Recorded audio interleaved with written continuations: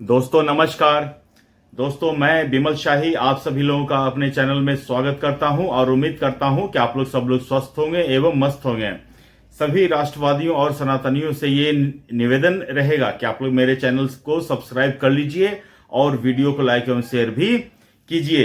दोस्तों आज हम लोग बात करने वाले हैं संजीव सान्याल ने जो भारतीय न्यायपालिका के बारे में स्टेटमेंट दिया है उसके बारे में बात करेंगे।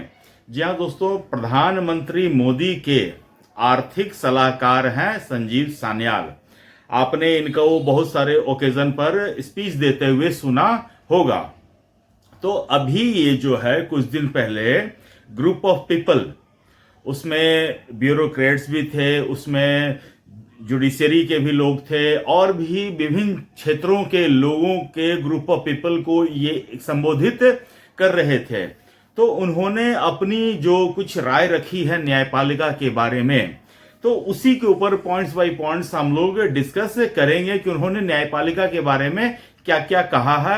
और उन्होंने सबसे बड़ी जो इनका पॉइंट ऑफ ऑब्जर्वेशन है ये है कि न्यायपालिका जो है विकसित भारत के रास्ते में सबसे बड़ा बाधक है। और उन्होंने किस संदर्भ में कहा है ये सारी बातें भी हम लोग करेंगे। तो दोस्तों जैसा कि सब जानते हैं, प्रधानमंत्री का लक्ष्य है 2047 विकसित भारत का लक्ष्य है। और प्रधानमंत्री के साथ मंत्रिमंडल और पूरा देश इस विकसित भारत के लक्ष्य को पाने के लिए अपने अपने लेवल पर प्रयास कर रहा है। लेकिन एक ऐसा लोकतंत्र का पिलर है जो अब ये सबको दिख रहा है। जुडिशरी जो है वो भारत सरकार के पैर को खींच रही है, भारत सरकार को ऐसे ऐसे मामले में उलझा के रखना चाह रही है कि भारत सरकार अपना फोकस जो है, मतलब कि जो उनका लक्ष्य है, जो उनका गोल है, उसके ऊपर वो लक्ष्य केंद्रित कर ही नहीं पा रही है। अलग अलग मामलों में केंद्र सरकार को, राज्य सरकार को उलझा कर रख रही हैं। मैं इसका एग्जाम्पल देना चाहूंगा मणिपुर के कोर्ट का। मणिपुर में जो जातीय संघर्ष हुआ था, वो हाईकोर्ट के एक फैसले के आने के बाद दो जातियों के बीच खूनी संघर्ष हो गया था। और इसके कारण मणिपुर जैसे राज्य को काफी स्ट्रगल करना पड़ा, वहां के लोगों को काफी स्ट्रगल करना पड़ा, शांति बहाली के लिए काफी प्रयास करने पड़े। और लॉस, मणिपुर का जितना लॉस हुआ है शायद वो 50 साल पीछे चले गए हैं। ये सिर्फ और सिर्फ हाई कोर्ट के एक फैसले से हुआ। बाद में हाई कोर्ट ने स्वयं अपना फैसला भी बदला है। तो इस तरह से अगर इनसेंसिटिव तरीके से कोर्ट्स जजमेंट देगी, इश्यूज को हैंडल करेगी, तो इस तरह की समस्याएं आ सकती हैं। उसके अलावा आप देखिए, भारत में जहां कहीं भी मतलब हिंसा होती है या विद्रोह होता है, उसके पीछे कहीं ना कहीं जुडिशियरी का इन्वॉल्वमेंट होता है। तो ये अब चीज विजिबल है, नेकेड आई से देखा जा सकता है। अब हम आम पब्लिक हैं, हमारी आवाज कोई नहीं सुनता है, लेकिन प्रधानमंत्री मोदी के आर्थिक सलाहकार की आवाज तो सब सुनेंगे ना।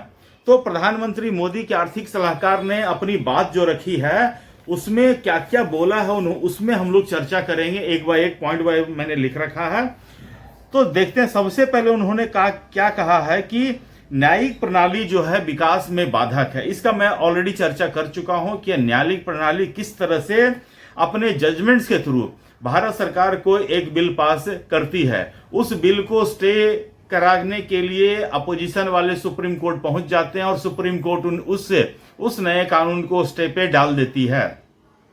अब भारत सरकार ने जितना फायदा उस बिल के होने के बाद मतलब उठाना चाहती थी, वो अब उठा नहीं सकती है। और ऐसे कई केसेस मैंने देखे हैं जो सालों साल चलते रहते हैं। अभी आप देख रहे हैं कि एक इशू है, अंडमान निकोबार द्वीप समूह पर भारत कुछ एक प्रोजेक्ट कर रही है। अब उस प्रोजेक्ट को रोकने के लिए लोग सुप्रीम कोर्ट तक पहुंच गए हैं। तो इस तरह से न्यायिक प्रणाली जो है विकास के प्रोसेस में रुकावट डाल रही हैं। लंबी अदालत छुट्टियां, जी हाँ दोस्तों, ये एक बहुत बड़ा इशू है। मतलब संजीव सान्याल ने उठाया है कि जो भी सेवाएं हैं, जो कंपलसरी सेवाएं हैं, वो छुट्टियों में भी काम करती हैं। जैसे कि आप देख लीजिए, पुलिस की सेवा हो, हॉस्पिटल की सेवा हो, ट्रेन्स की हो, बसेस की हो, ये सारी सेवाएं जो हैं छुट्टियों में भी ऑपरेशनल होती हैं। लेकिन ऐसा क्या कानूनी बाध्यता है कि सुप्रीम कोर्ट और अन्य कोर्ट न्यायालय जो है सबसे ज्यादा छुट्टी यूटिलाइज करती हैं, जबकि सुप्रीम कोर्ट या अन्य न्यायालयों का यह मानना है कि उनके ऊपर केस का बर्डन बहुत ज्यादा है।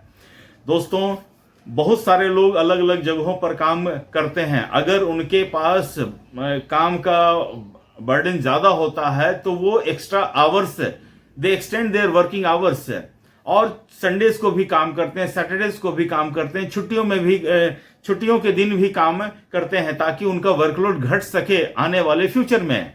लेकिन देश की न्यायालय हैं वो इस चीज को बिल्कुल ही नहीं मानती हैं। एक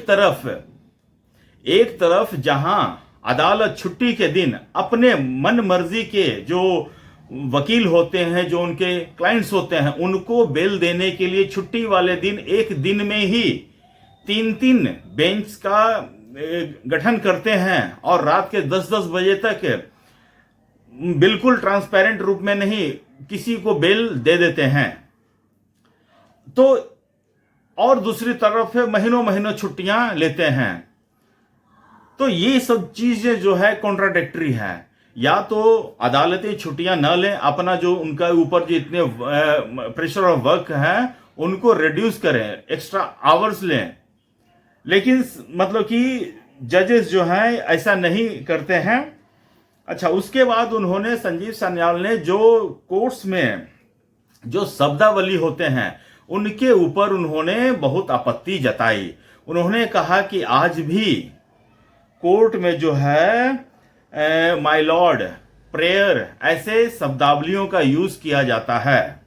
एक तरफ इस देश के प्रधानमंत्री अपने आप को प्रधान सेवक कहते हैं, अपने आप को इस देश का चौकीदार कहते हैं, वहीं पर इस देश में जजेस जो हैं अपने आप को माय लॉर्ड कहलवाते हैं कि माय लॉर्ड बोलिए हमको। और जो एप्लीकेशन वो डालते हैं, याचिका जो होती है, उनकी एप्लीकेशन जो होती है, वो बोलते हैं कि आई हैव अ प्रेयर, मतलब कि एक प्रेयर लेकर आए हैं, जैसे भगवान हो गए हैं वो।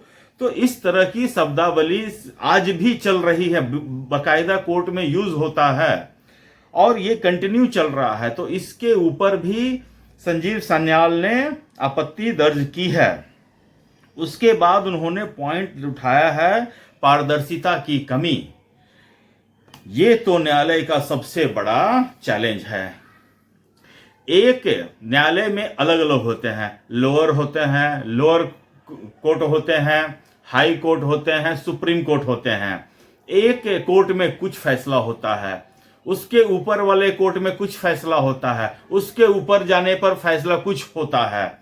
मतलब मुझे ये समझ में नहीं आता है कि जब 3 अलग अलग कोर्ट के जज महोदय ने एक ही कानून का पढ़ा है, तो फिर उन तीनों का जजमेंट अलग अलग कैसे हो सकता है?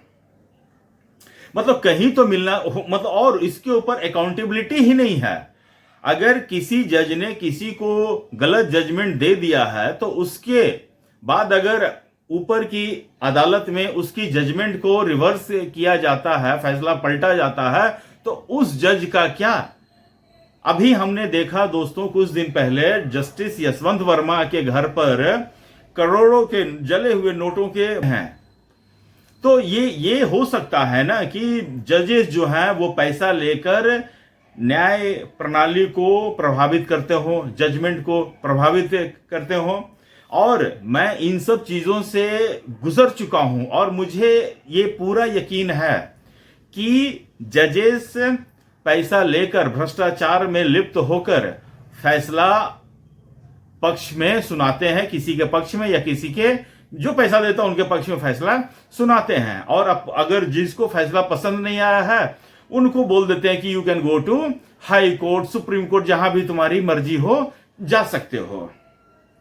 तो इन लोगों ने आम आदमी को के लिए न्याय का रास्ता इतना मुश्किल कर रखा है कि इसका कोई किसी के पास कोई जवाब ही नहीं है। आप इश्यूज उठाते रहिए, चाहे संजीव सन्याल इशू उठाए, चाहे प्रधानमंत्री इशू उठाए, चाहे कोई इशू उठाए, इनके कानों पर जू रेंगने वाला नहीं है। ये लोग हो चुके हैं थेथर। अच्छा, तो पारदर्शिता एक बहुत बड़ा इशू है। उसके बाद ये लिखे हैं कि समस्याएं सुलझाने का तरीका। जी हाँ, समस्याएं सुलझाने का तरीका इनका गजब है। मध्यस्थता की विधि के ये लोग अपनाते हैं कि अगर कोई केस में दो पार्टी आती है तो उनके बीच 6 महीना का समय दिया जाता है कि आप 6 महीना जाइए, 6 महीने में समझौता करके आ जाइए। तो अब जिसको समझौता करना है वो करेगा, नहीं करना है नहीं करेगा। आप क्यों नहीं जजमेंट दे देते हैं? जब समझौता ही करना है तो फिर आपको किस लिए बिठा कर रखा है? सिर्फ काला कोट और एक सफेद रंग का बिग पहनने के लिए। और इसमें ये भी उन्होंने कहा कि 1% लोग न्यायपालिका का दुरुपयोग करते हैं, लेकिन उस 1% के कारण 99% को भुगतना पड़ता है। और उन्होंने कहा कि न्यायपालिका में सुधार का सो मच स्कोप है। मैं अपने प्रीवियस वीडियो में कई बार कह चुका हूं कि न्यायपालिका इधर उधर बहुत देखती है, लेकिन अपने अंदर कभी नहीं देखती है। जिस दिन न्यायपालिका अपने अंदर देखेगी, कहते हैं ना कि आपको दूसरा का चेहरा दिख जाता है बहुत आसानी से, लेकिन अपना चेहरा नहीं दिखता है। तो न्यायपालिका को सबसे पहले तो अपने ऑफिस में, अपने चेंबर पर आईना लगाना पड़ेगा ताकि वो अपना चेहरा देख सकें कि उनके चेहरे पर कितने दाग हैं भ्रष्टाचार के। और मुझे मालूम है कि न्यायपालिका में किस तरह जो भी है, मतलब कि न्यायाधीश महोदय को घुमाते हैं। मैंने अपने जीवन में सब चीजें देख चुका हूं। तो और न्यायालय के बाहर तो दलालों का लंबा लाइन रहता है ना। बिना दलाली के कुछ भी नहीं होता है न्यायालय में। अगर कोई न्यायाधीश मेरी वीडियो देख रहे हैं तो आकर बोले कि हाँ, हम ये बोल सकते हैं ओपनली कि हमारे कोर्ट में किसी भी तरह का भ्रष्टाचार नहीं होता, किसी भी तरह का दलाली नहीं होता है, कोई आकर बोल दे तो मैं आगे से अपनी न्यायपालिका के ऊपर वीडियो बनाना बंद कर दूंगा। इतना तो मैं ओपनली चैलेंज कर रहा हूं। दोस्तों, संजीव सन्याल जो है प्रधानमंत्री के सलाहकार हैं, आर्थिक सलाहकार हैं।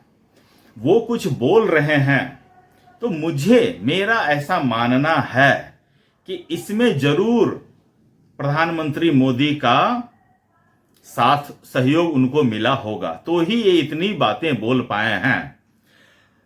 और मैं ये भी देखना चाहता हूं कि न्यायपालिका अपने ऊपर अगर कोई बात आती है तो इसको किस तरीके से लेती, कौन से स्पिरिट में लेती हैं। न्यायपालिका महोदय जो है वो दूसरे को तो ज्ञान बहुत बांटते हैं। ये कर लो, तुम ऐसे कर लो, तुम ऐसे कर लो, ये तुम जोड़ दो, ये तुम घटा दो, बोलते रहते हैं। अगर कोई न्यायपालिका में सुधार के लिए कुछ अपने इनपुट्स दिए हैं तो मैं ये देखना चाहता हूं कि न्यायपालिका इसको किस तरह से लेते हैं। और इसका रुझान भी दोस्तों मिलना शुरू हो चुका है। पौंडीचेरी और तमिलनाडु के बार एसोसिएशन ने संजीव सन्याल की आलोचना की है। उन्होंने कहा है कि संजीव सन्याल को ऐसा बोलने का कोई अधिकार नहीं है। तो ऐसा कौन सा अधिकार है जो किसको फिर अधिकार है? कानून बनाने का अधिकार संसद को नहीं है, राष्ट्रपति को कोई अधिकार नहीं है, तो क्या सारे देश में सिर्फ न्यायपालिका को ही अधिकार है क्या? तो फिर न्यायपालिका को ही पूरा देश चलाने दे दिया जाए। तो दोस्तों, ये पूरा सिस्टम है। और न्यायपालिका की कुछ टिप्पणियां ऐसी होती हैं जो मुझे लगता है कि गैर जरूरी होती, उन्हें न करे। लेकिन कुछ न्यायाधीश महोदय अपने मन में कुंठा पाल के बैठे हुए हैं, या कुछ न्यायाधीश ऐसे होते हैं जो हीन भावना से ग्रसित होते हैं, तो अक्सर वो ऐसी टिप्पणियां कर देते हैं जिनसे इस देश की जनता में वो प्रभोग करने का पूरा कोशिश कर रहे हैं। मुझे डर है कि अगर किसी दिन भारत की जनता प्रभोक हो गई तो फिर मतलब मुश्किल आ जाएगा। तो क्या सुप्रीम कोर्ट या अन्य कोर्ट न्यायपालिका क्या इस देश में अराजकता की सिचुएशन पैदा करना चाहती है? क्या न्यायपालिका इस देश में गृह युद्ध करवाना चाहती है क्या? इन सब सवालों के साथ मैं आपको छोड़े जाता हूं। आप लोग अपना ख्याल रखिए, स्वस्थ रहिए, मस्त रहिए। तब तक के लिए नमस्कार, बाय।